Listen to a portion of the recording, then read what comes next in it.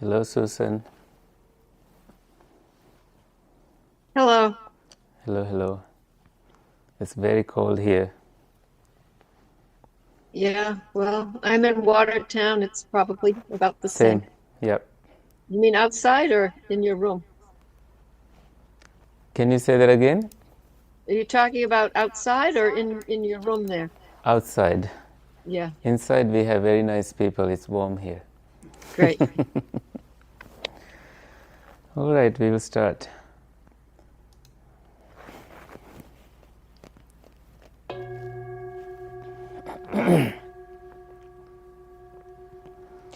Please come to a resting state in your body and gently close your eyes.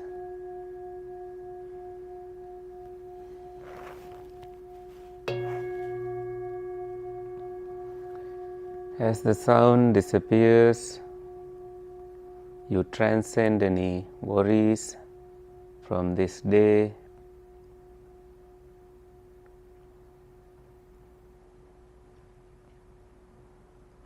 Centering your thoughts and doing some deep breathing.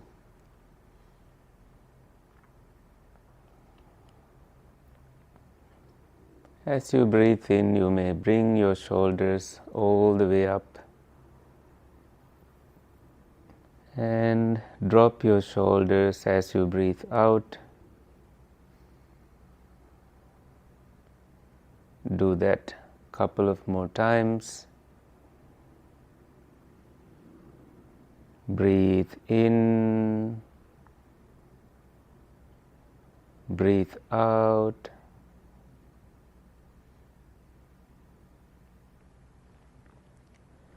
Breathe in,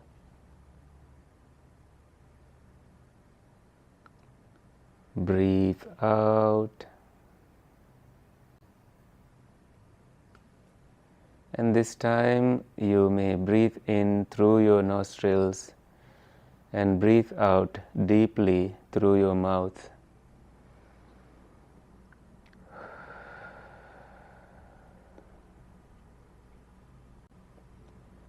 And it's time for you to scan your body, starting from the top of your head and then relaxing, releasing any tension, any tightness there, and relax your forehead, the temples, your eyebrows, your eyes, and all those muscles surrounding your eyes. And relax your jaws.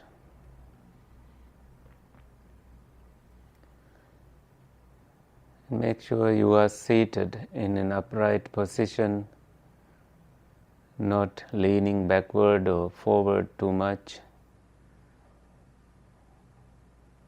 or not having to worry about your posture. And keep a gentle smile on your face And you see that smile in your heart and in your mind.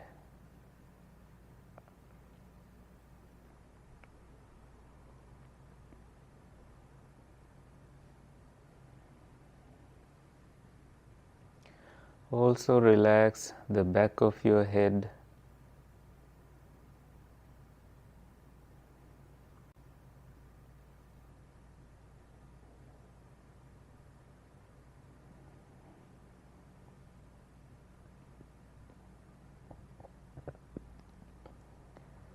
Now you relax your neck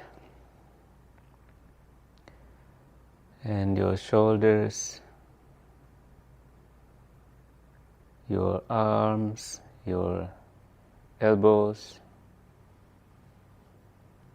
hands, wrists, fingers, palms, and you relax your chest as you breathe in and breathe out.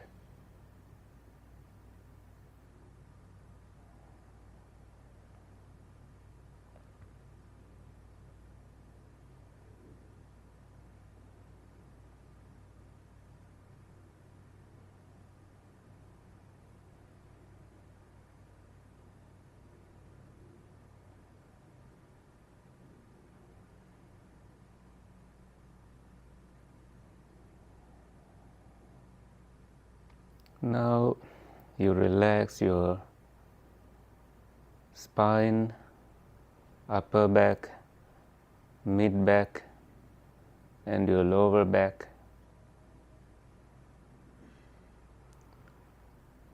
Now you relax your sit bones.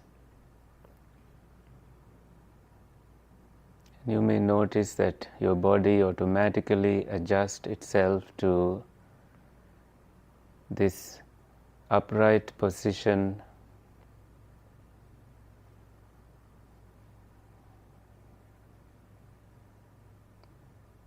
And you are more aware of your breathing patterns. Relax your diaphragm.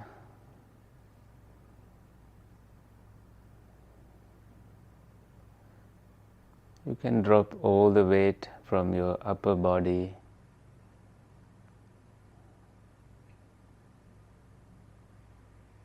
Let the body be with the gravity, but gently holding it in such a way that it supports this sitting, breathing exercise.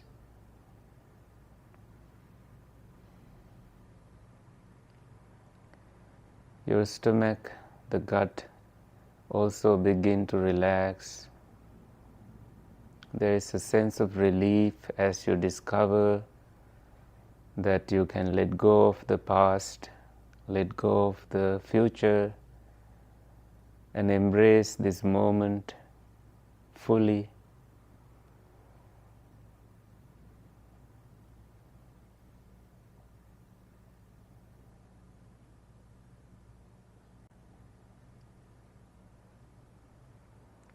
Now relax your knees if you have to,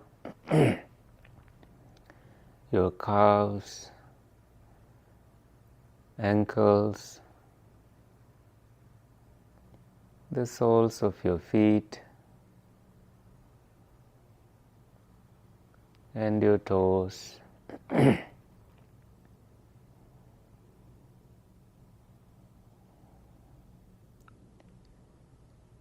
You are not moving, you remain like a statue, not moving.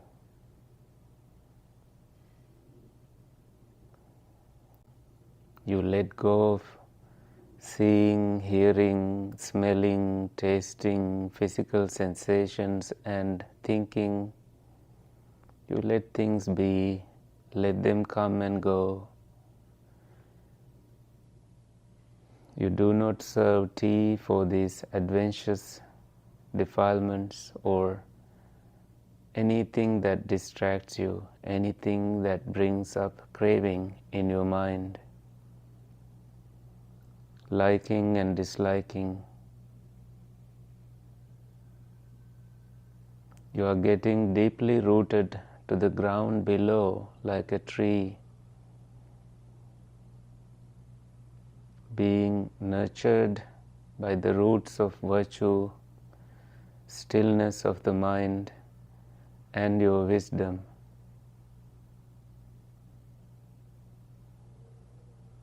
Mindfully you breathe in, mindfully you breathe out. With your eyes closed, you begin to see with your wisdom eye that this breath is happening now, not in the past, not in the future.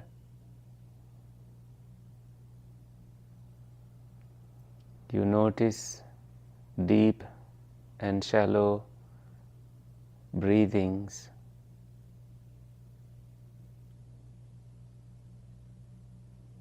You breathe in and breathe out, experiencing the whole body, the movement of your shoulders,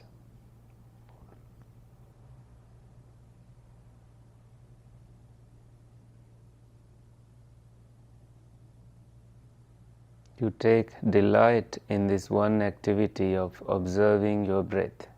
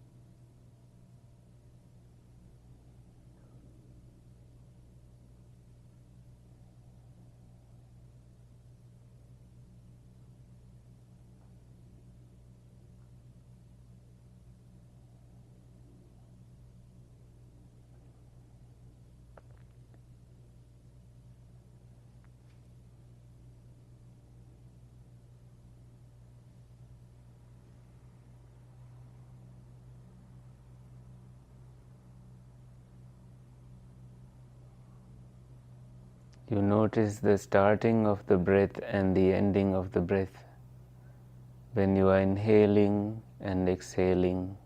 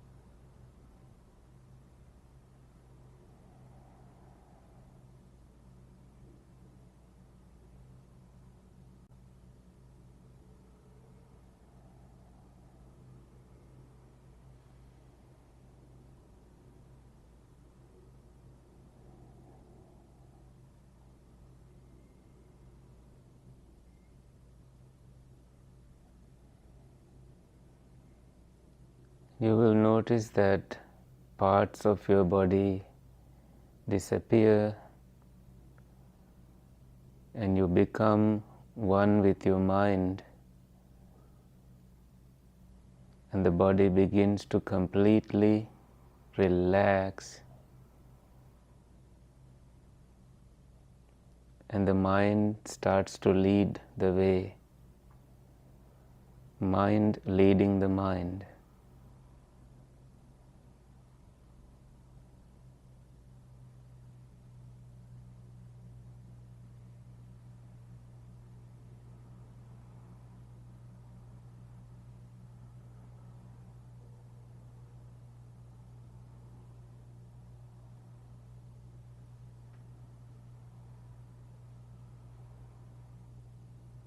The Buddha said, "Pabhassaramidang bhikkhave cittang." Monks, this mind is luminous.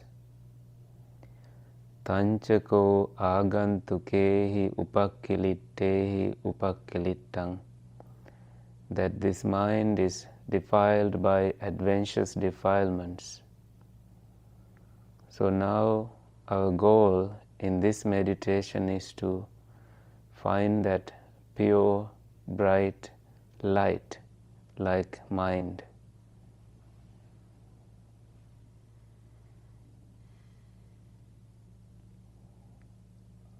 It is easily doable by cultivating loving kindness instead of cultivating anger.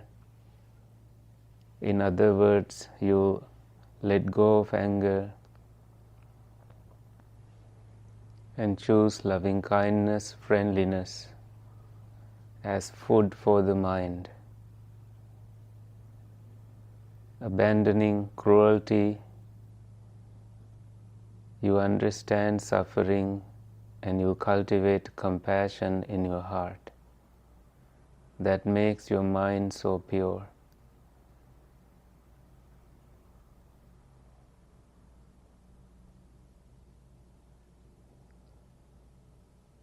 Abandoning wrong understanding, you cultivate right intentions and understandings.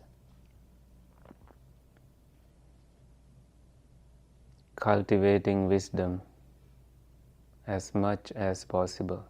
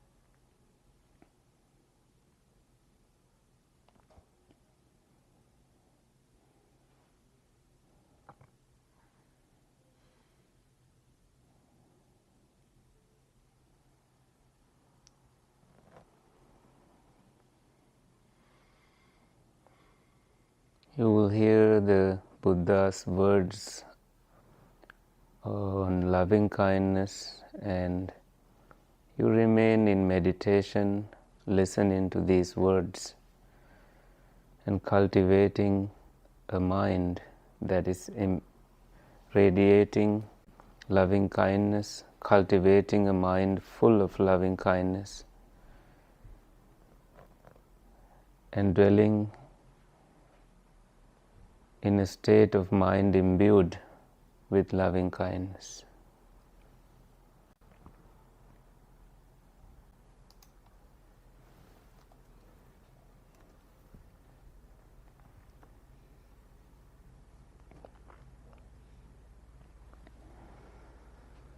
This is what should be done by one who is skilled in goodness and who knows the path of peace.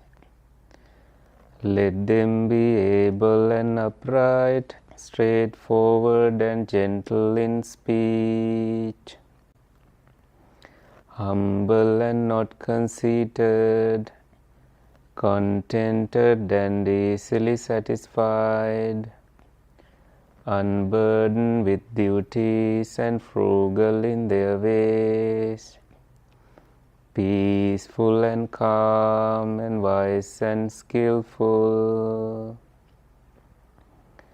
not proud or demanding in nature. Let them not do the slightest thing that the wise would later reprove. Wishing in gladness and in safety, may all beings be at ease.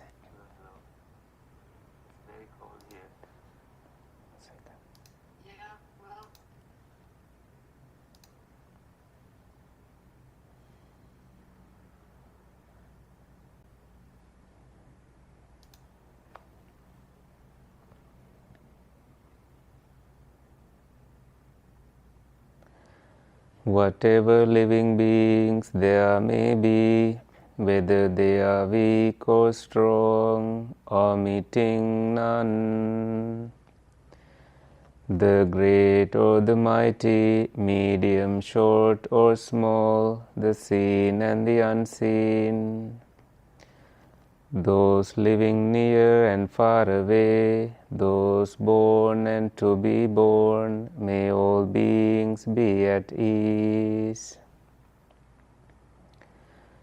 Let none deceive another or despise any being in any state. Let none through anger or ill will wish harm upon another. Even as a mother protects with her life her child, her only child, so with a boundless heart should one cherish all living beings, radiating kindness over the entire world, spreading upwards to the skies and downwards to the depths, outwards and unbounded, freed from hatred and ill will, whether standing or walking, seated or lying down, free from drowsiness. One should sustain this recollection. This is said to be the sublime abiding. By not holding to fixed views, the pure-hearted one, having clarity of vision, being freed from all sense desires, is not born again into this world.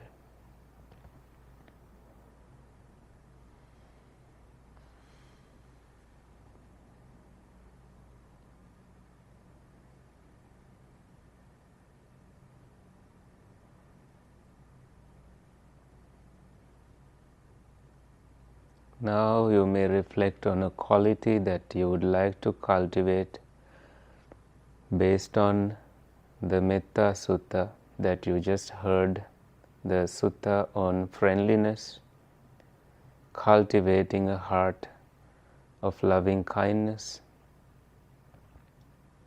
be it being humble, not conceited, or being frugal, whatever that speaks to you, you take a minute or two to cultivate a mind that supports that kind of loving kindness.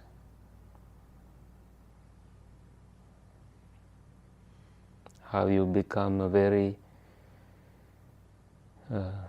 pleasant, amiable person to your friends and family, co-workers, strangers, through this one quality that you like to cultivate.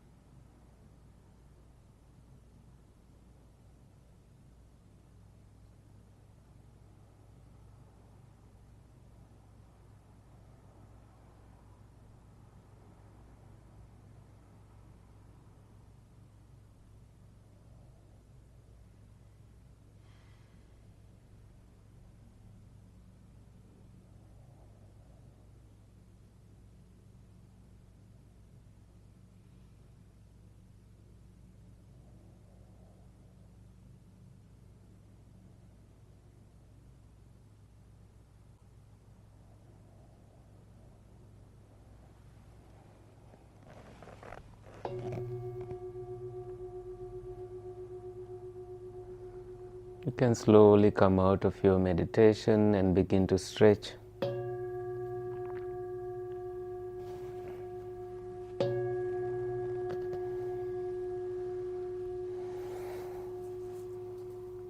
Thank you for meditating with me.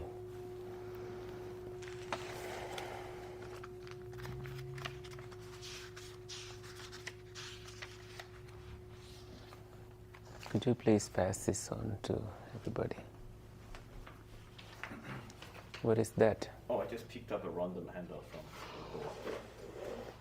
It's not related. Okay. So,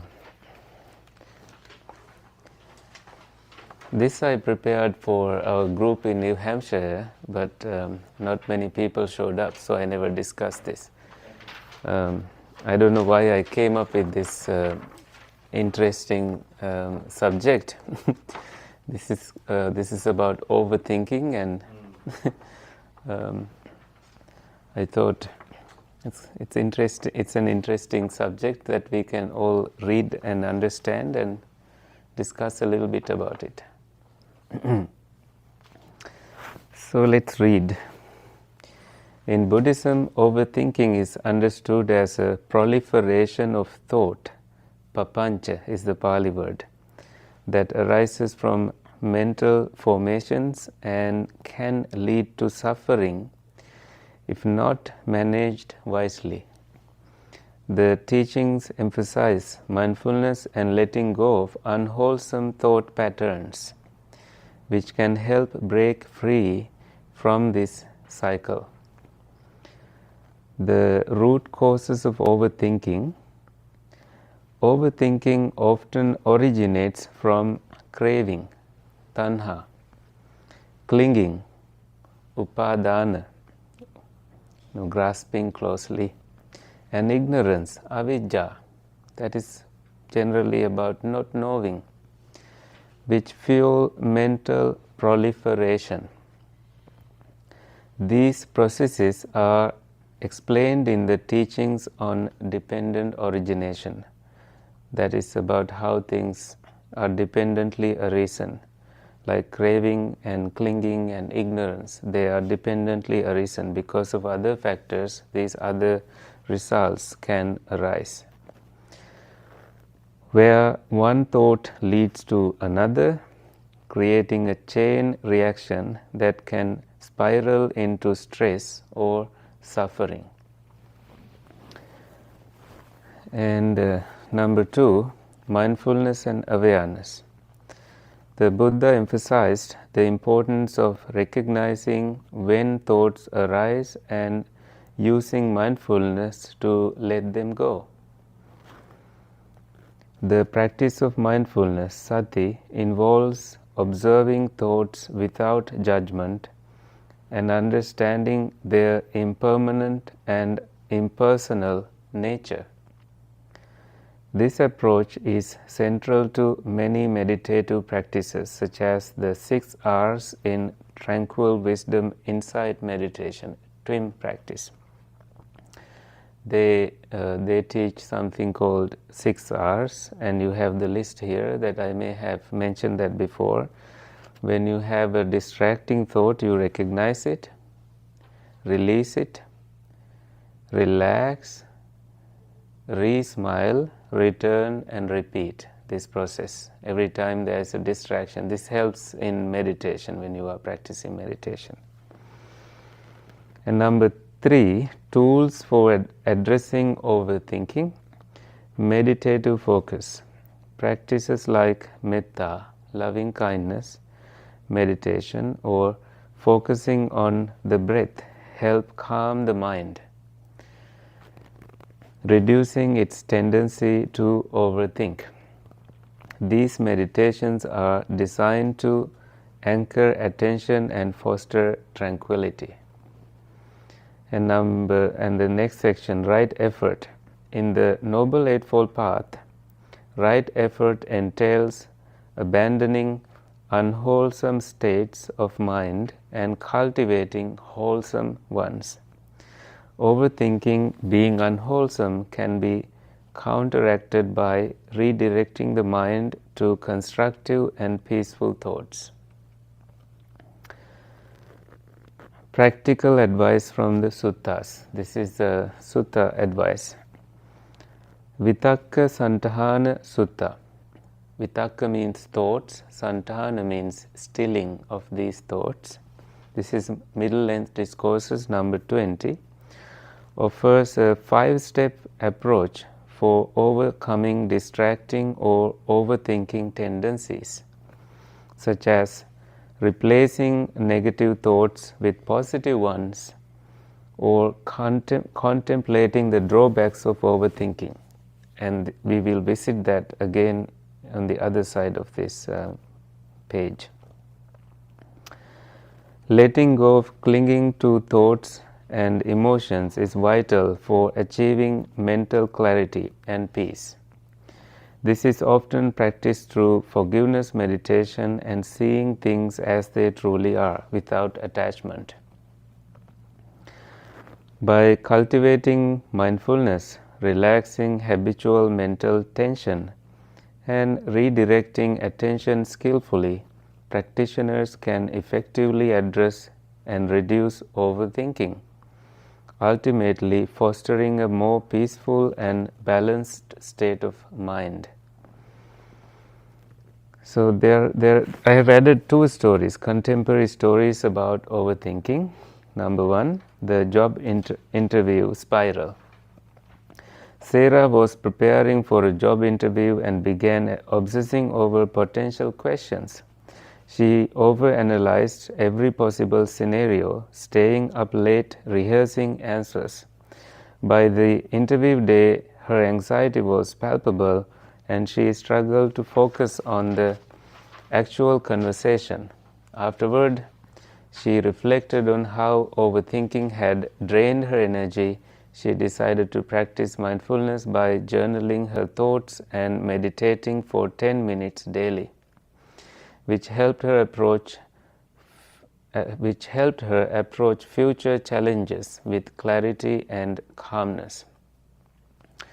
They say if you are not a busy person, you should meditate 1 hour a day. If you are a busy person, you must meditate 2 hours a day. So 10 minutes is not enough, right? And the number 2 example is social media overload. James spent hours scrolling through social media, overthinking how his posts compared to others.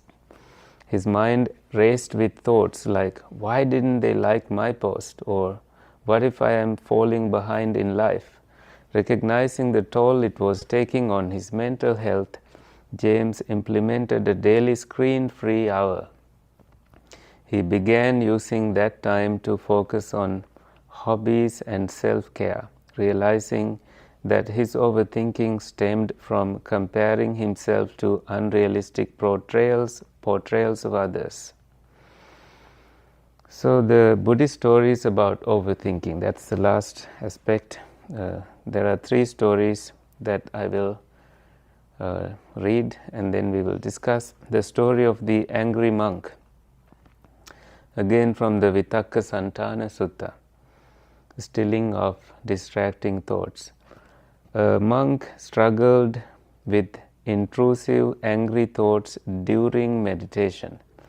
He approached the Buddha seeking advice. The Buddha taught him 5 methods to overcome unwholesome thinking, replacing negative thoughts with positive ones. That's number 1. Reflecting on the drawbacks of harmful thoughts, that is number 2. Ignoring them, number 3. Examining their root causes or using physical effort to overcome them. So number 4 and 5. By diligently applying these techniques, the monk learned to quiet his overthinking and attained inner peace. So the last technique is like clenching your teeth and making that effort in meditation. Like, ooh, this thought, which is debated. They say this may not be what the Buddha actually taught, but it helps when that is your last resort, that you cannot control your mind, you have so much frustration being built, maybe you don't want to harm somebody else, but instead you kind of clench your teeth and try to remind you, bring some energy, rouse some energy in you, that might help. I have not done that in my practice. Number 2, the second story, I think it's a very well-known story, Kisa Gotami and the mustard seed. Kisa Gotami, devastated by the death of her child, was overwhelmed by grief and overthinking about how to bring him back. She approached the Buddha, who told her to find a mustard seed from a household untouched by death. Her search revealed that death was universal. This realization helped her let go of her obsessive thoughts and understand the impermanence of life. Kisa Gotami became a devoted follower and achieved enlightenment, leaving behind her overthinking. And number 3, this is a great example. This is from Chula Malunkya Sutta, Majjhima Nikaya 63, the parable of the poisoned arrow. A man struck by a poisoned arrow refused to let anyone remove it until he had all his questions answered. Who shot the arrow? What caste they belonged to? What materials the arrow was made of? And so on. He overanalyzed his situation, prioritizing irrelevant details over immediate action. The Buddha used this parable to teach that excessive speculation, overthinking about metaphysical questions like the origin of the universe distracts from the pressing need to end suffering through practice. The Buddha emphasized focusing on practical steps like mindfulness and letting go, rather than getting lost in futile thought spirals. These stories illustrate how overthinking can manifest and how mindfulness and wisdom can help overcome it. Both contemporary and Buddhist examples highlight the universal nature of this challenge and the tools available to address it. Alright, so one time I was in a meditation retreat and the teacher was teaching us how to pause, how to observe the pause between the thoughts. And he did that by speaking slowly, like I now talk. In between these words, there was nothing in my mind. And this was my first experience, understanding that the thoughts can be slowed down, or we can control these thoughts and kind of begin to observe that thoughts can be vanished at some point in meditation. So, any thoughts based on the reading today? Yeah. Remembering the Vitakka Santana Sutta. Santana Sutta? Yeah. Yeah. I'm remembering for here, number 4 is looking into the root causes. I remember it translated to as like calming down the fabrication or sankhara, and that's like the simile, like someone is walking, why don't I stand? Oh, I'm standing, why don't I sit? I'm sitting, why don't I lie down? Is this like talking about that like from a different perspective? I'm trying to... I remember what you are saying, and I think that is what the sutta says. This is kind of a little bit surface grasping of it. Of course, you can focus on root causes, and root causes usually are, greed, hatred, and delusion, and they come spiraling in our mind, and we can use that example like slowing down a little bit. And why do I slow down? I may walk faster, or I think, the two contradict here. Yeah, but thank you for reminding me of that. Yeah.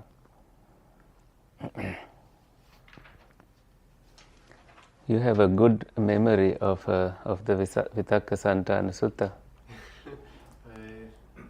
I thought it was a fairly important one. It is, yeah.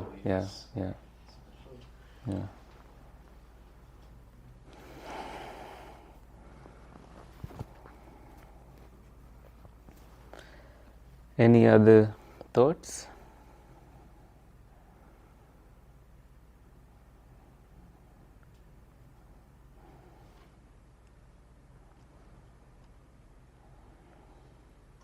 I have sort of like a general thought. It's interesting where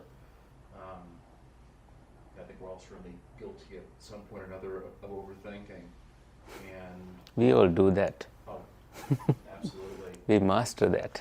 And oh boy. And it's interesting where in general in life really there's certain, as I often say, when you have a certain mindset or behavior or thought, you sometimes think like, oh, I'm the only one who thinks this, I'm the only one who feels this way. And it's something where I find that, first off, like 99.9% of the time when I overthink something, it's overthinking over absolutely nothing at all. Mm-hmm. It's something that'd be completely fine, or something that's overall outside my control. And it's interesting, whereas in general, I have like that sense of relief where I feel like it's sort of reverse Wile E. Coyote Roadrunner, where like Wile E. Coyote every time thinks he'll catch the Roadrunner, every single time, and he never does. I think really it's something where with overthinking, we so often realize that, well, I was stressing out over absolutely nothing at all. And then we fall back into the trap again. Like, and these are really great thoughts and perspectives on hopefully nipping that in the bud. Yeah, the story that I like to share is the child going to see the dentist, and child has a dramatic night, angry with the mother, and then the child somehow goes to the dentist only to find out that the dentist appointment is cancelled. So all that thinking and drama was a waste of time, waste of energy. That's a story I like to share. And thank you, Dan, for sharing your thoughts also. Yeah. Bhushan. I have a question about these techniques to work with unwholesome mental states. The fifth one, I've also heard it called crushing the mind with the mind. Mm-hmm. And I also struggle to understand exactly when this is appropriate. It seems to me that letting go would almost always be preferable Yeah. to indulging in aversion by crushing. Yeah. So I just wonder, can you think of an example of when it might be appropriate to resort to this effortful activity? You know, Ajahn Braham, he was meditating in a tea plantation one time. He's this famous monk, and he had sensual desire in him. And he didn't say that he did crushing the mind with the mind. He did say something interesting, that he made a deal with his mind. The deal is that, okay, he tells the mind that, okay, I'll think about anything that you want to think for 1 hour, but rest of the time I will be meditating. So that was the deal, and he said it worked. It helped him relax a little bit. So I think crushing the mind with the mind, I have no idea how that can be done. I think that is perhaps the most sincere answer that I can give to this practice. But there can be a time that something like sensual desire can be so aggressively taunting us, harassing us, and you try to meditate, and you have tried putting water in your face, or actually sloth and torpor is also something that can be very strong. And I think now we are observing lack of energy in here, and that what the sutta says, correct me if I'm wrong, is that you clench your teeth and crush your upper palate with your tongue. So there is some kind of energy that is born out of it that helps you stay in meditation. Bring back that energy that you lost. So perhaps that is one way to look at it.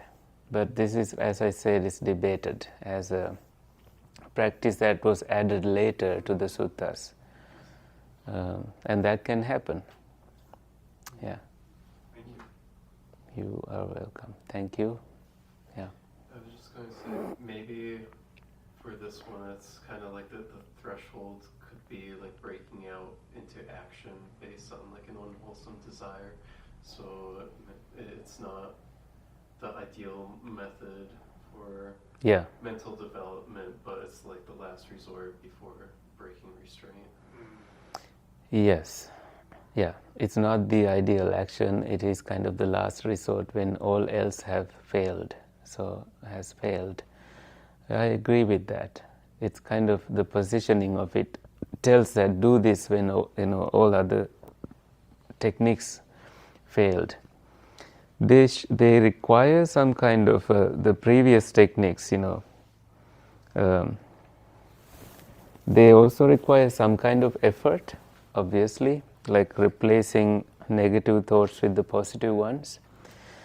Even then, I think there can be some desire to go eat that candy, for example, or to send that email, or some place where we cannot resist that energy. That this is about meditation, basically, meditation and stilling your thoughts, and some intrusive thoughts come, and so you can. I think Bhushan said that unwholesome energy, but this may be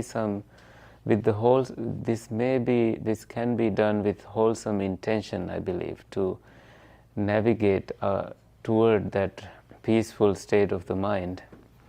and we know that it is completely harmless because we are doing it with oneself and not bringing that anger to the mind. You can make physical effort with no anger. Also, you can make physical effort with so much anger, right? Punching a wall. But here, we aren't doing that. We have the right intention in mind, and we are just cultivating that. And it may be needed for 1 minute only. After that, I think we are back on track. At least I like to think that way. Sometimes fast walking, that may be a technique that is, hidden here that we can use. A little bit of fast walking, not slow walking. Kind of like that fourth technique in the sutta. That brings up some energy in the body. Any other questions? We have about 7 more minutes before 7. Suresh? I have a kind of a scenario where I could use some direction or helpful hint. When you were giving an example about the dentist, so a person can get very worked up, knowing that he or she has to go to the dentist and possibly face pain through the dental procedure. Yeah. But there's a sense of relief when the appointment gets canceled. But this is just a hypothetical scenario in my head. Let's say we have a dental appointment next Monday, and then you, for some odd reason, you completely forget about that. Yeah. Like, forgetfulness.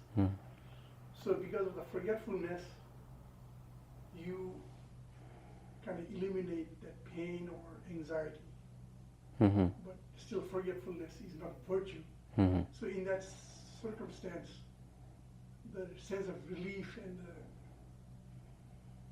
the thing that you were able to avoid, how does one redirect his or her life when it comes to a realization that it was just forgetfulness that helped him coast?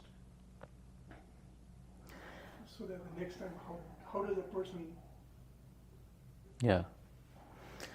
I think the question is about forgetting a dentist appointment and then how to navigate that. It's calm now that you didn't have that anxiety because you have forgotten about this appointment. But then you get anxious again when you get billed for that forgotten appointment. They bill you for that sometimes. But I think cultivating a practice like, forgetfulness it can happen. We get distracted, we get busy, and we forget. But I think for us now we have multiple ways, like using a cell phone to remind us, like send an alert. Just using technology to send that alert so that so you have also a calendar, so you know what you are supposed to be doing this day. So it's not only about meditation in this case, it's organizing ourselves. So we give priority to what needs to be done. And so, of course, forgetting that can also be scary because, we start to feel, oh, am I forgetful now? Am I neglecting something in my life?